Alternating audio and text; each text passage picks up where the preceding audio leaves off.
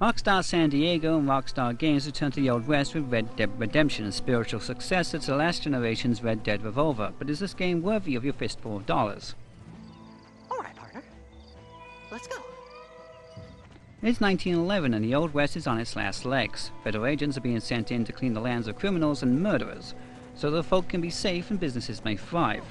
John Marston, once an outlaw in his own right, is sent against his will to this unforgiving place to hunt down the men he once called brothers. His first attempt at negotiation is, however, met with a bullet. Thanks to the aid of rancher Barney McFarland, he gets a second chance to go after his old friends. Along the way, he meets some interesting people, and shoots a whole lot more. If you've played any of the Grand Theft Auto games, you'll find yourself in very familiar territory with the game's design. From the outset, the majority of the land is yours to explore, and 2 additional areas open up later on. In each of the lands, you have individuals you can meet to initiate story missions, which can range from herding cattle, infiltrating hideouts, to prolonged skirmishes against waves of enemies. Alternatively, you can wander aimlessly across the map looking for diversions, of which there are many. Table games such as poker and blackjack can be played for high stakes, as can horseshoes and the somewhat more dangerous 5-finger fillet. You can take night watches, engage in duels, go hunting and take time to engage in some bounty hunting, infiltrate hideouts that are set over time, and even go watch a flick, complete with title cards and piano music. Along your travels in the open world, you'll be greeted with random events like a deputy asking you to recover a safe from thieves, or someone being attacked by a pack of animals. You can also find strangers, designated NPCs, laid out across the map, who will give you an optional quest to partake in. You're free to do these at your leisure, or not at all, and some of them are almost heartbreaking, or just plain weird. There is an abundant amount of wildlife, from rabbits, deer and coyotes to more dangerous animals like wolves, cougars and grizzly bears.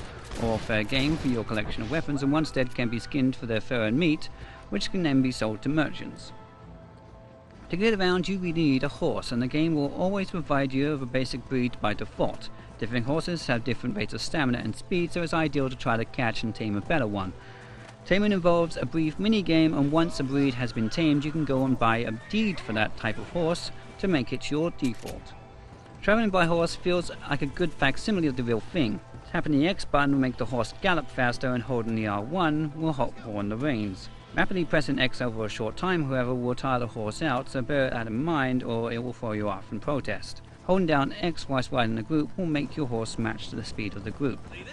There are alternatives to horses. Stagecoaches let you quick travel to towns, and the train will take you to any town that it passes through, although in the latter you're forced to wait the journey out. Occasionally you'll find yourself either as a driver or a passenger of a wagon. Just be prepared on these occasions to engage in the odd shootout.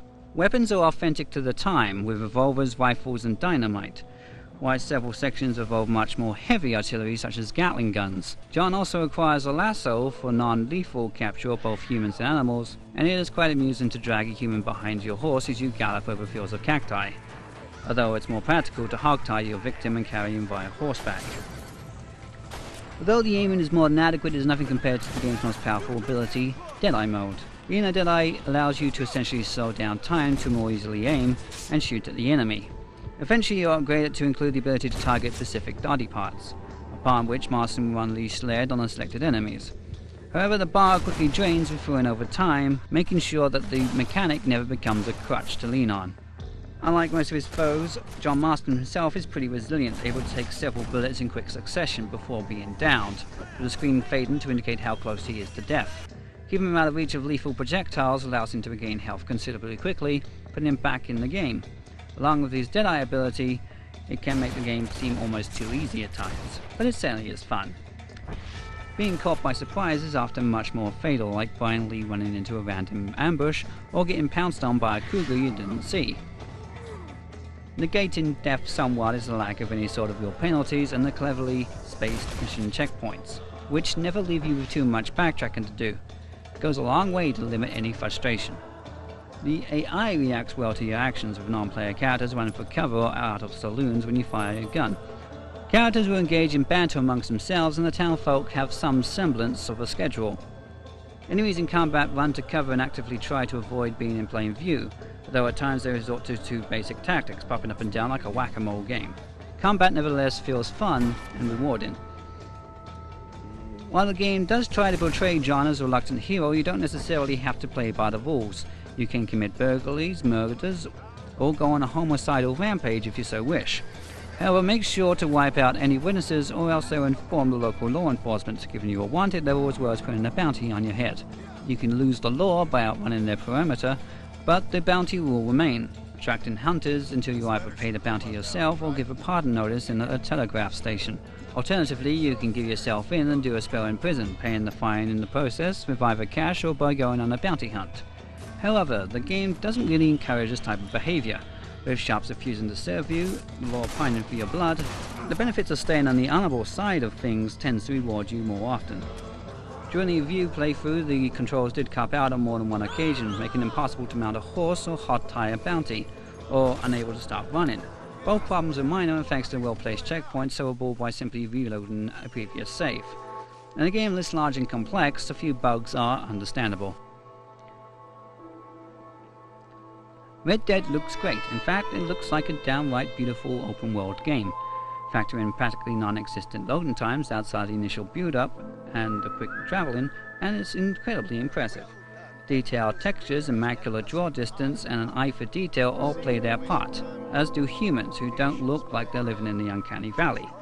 The frame rate on the PS3 version takes a bit of a dip here and there, where things get hectic, and there's a tiny bit of analyzing issues whilst playing in standard definition. But for the main part, Redemption is a visual feast for the eyes. What could be better? The soundtrack boasts some great music appropriate to the subject matter, but the music is more selective than a constant companion, with you during action other pivotal moments, with ambient sound effects and conversations taking greater precedence. The script is well written, with hour upon hour of dialogue that goes from being touching to genuinely funny, while the voice actors are spot on in their roles. Red Dead Redemption is a massively ambitious game from a company that has never really done much by halves. The detail is impressively grandeur, and the game attached to it is of excellent quality. You shouldn't have any reason not to mount up and head for the west. It's time. We must go.